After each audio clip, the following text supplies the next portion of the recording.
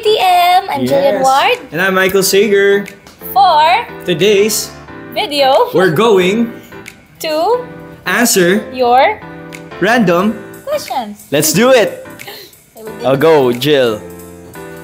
Oh! Ayan na.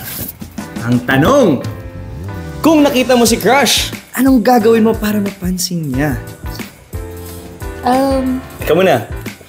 Depende kung anong klaseng crush ko siya. Like, yung sobrang crush ko ba talaga siya? Or, Sige, sobrang crush. Or idol crush ko siya? Sobrang crush, sobrang crush. Sobrang crush, hindi ako magpaparamdam.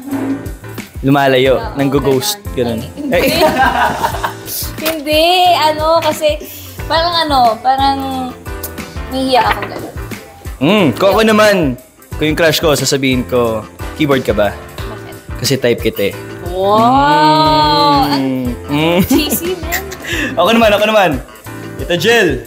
Ang tanong, may time na ba na nakatulog ka sa standby area at nahirapan ang staff na gisingin ka? Paano ka nila ginigising? Lagi ako nakakatulog sa standby area kasi antukin talaga ako. Pero, alam mo yung parang gising pa din ako. So, makarinig lang ako ng onti. Uy, gising na parang, okay, ganun. No way! Ganun din ako!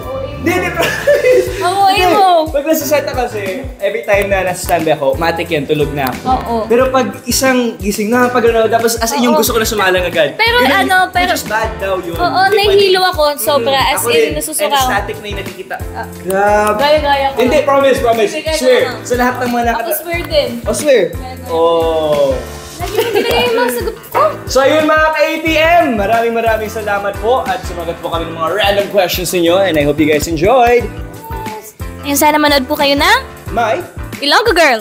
This 9:35 on GMA Prime. Yes. See you mga kapuso, maraming salamat.